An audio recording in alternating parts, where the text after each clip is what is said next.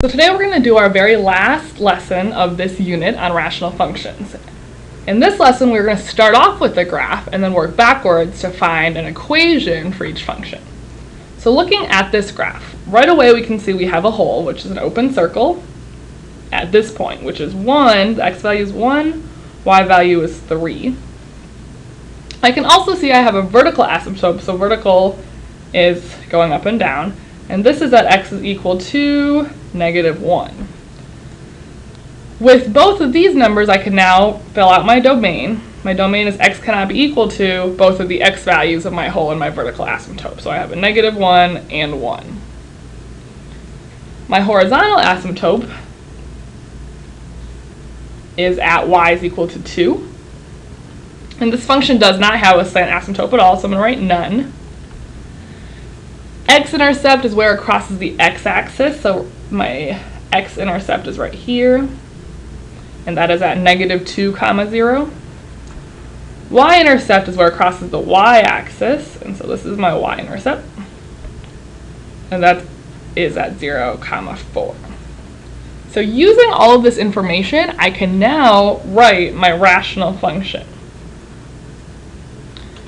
Okay, so let's start off with the hole. So we know that if there's a hole, that must mean that there is something we could cancel out from both the numerator and the denominator. So if my x value here is 1, that tells me that I should have x minus 1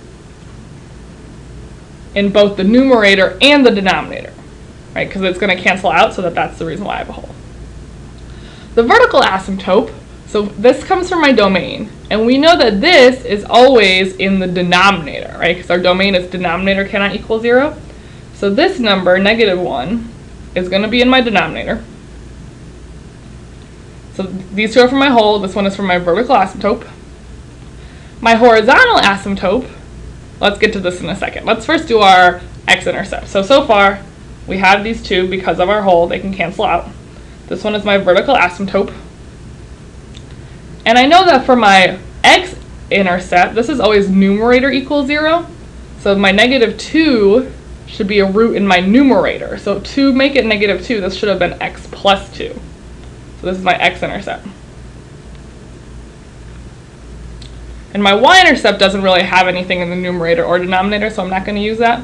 The last thing I need to remember is that my horizontal asymptote is when I divide long division.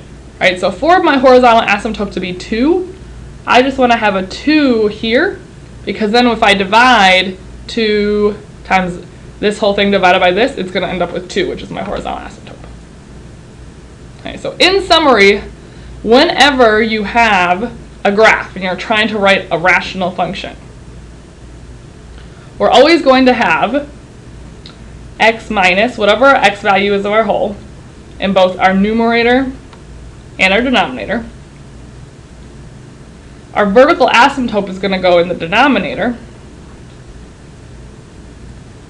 and our x-intercept is going to go in the numerator. And don't forget, all these have to change signs because we're setting them equal to 0. And we also are going to have a number in front, a, which is either the horizontal asymptote or the slope of our slant asymptote. So we're going to see what this looks like in our next example. Okay, so let's go to problem number 2. Okay, so again, let's start off with, here's my hole. It's an open circle, so 4 is my x value, 3 is my y value. Vertical asymptote for this one's a little bit tricky to see because it's actually right on the 0. Right? See how this is going towards the asymptote, going towards the asymptote? So my vertical asymptote, is x equals 0 because it's approaching this line. Knowing both of these, I know my domain is x cannot equal 0 and x cannot equal 4. So in this problem, I don't have a horizontal asymptote because I don't have any horizontal lines. I do have a slant asymptote, which is this one right here. So y equals, in this case, my rise over run is just 1 over 1 up. So it's just 1, right? So this is the slope of 1. This is just y equals x. There's no y-intercept, it crosses right at the origin, so this is just the parent function, y equals x. Okay, x-intercepts, I have 2. So my x-intercepts are, I got -2, 0, and 2, 0. Y-intercepts, does it ever cross the y-axis? Nope, so there's none. Okay, so now let's put this into an equation. So again, my whole is going to go on both the top and the bottom, so I have x minus 4 and x minus 4, both the numerator and the denominator. I know that my vertical asymptote should go in the denominator. So if it's just x is equal to 0, what this is going to be is just x, right? Because if it's x by itself, that gives you a root of 0. You could also put x minus 0, that's fine as well. Our x-intercept is going to go in the numerator. So we're going to actually have 2 here, x plus 2 and x minus 2.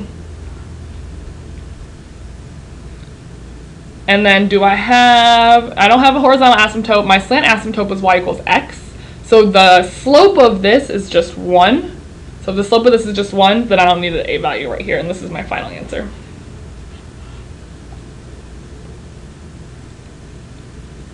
Okay, let's do one last example. Okay, so in this case, I don't see any open circles, so there's no holes. Vertical asymptote, so I have more than one vertical asymptote here. I have one at x is equal to -1, and then one at x is equal to, this is 4, 5, 6. And that tells me my domain is x cannot equal -1 and 6. I have a horizontal asymptote at, this is at -3, no slant asymptote. X-intercepts, I have one at -3, 0, and then 2, 0. Y-intercepts, I have one at 0, -3. Okay, so let's turn this into a function. So no holes, we don't need to have anything that cancels out. Let's just start off with our vertical asymptote. So this is going to go in our denominator, x plus 1, x minus 6, because of our vertical asymptote. Our x-intercepts are going to go in our numerator, so x plus 3, x minus 2. And my horizontal asymptote is -3. This is the number I must get when I'm dividing, so that's just the number that goes in front of this whole function. So this is my equation for this graph right here.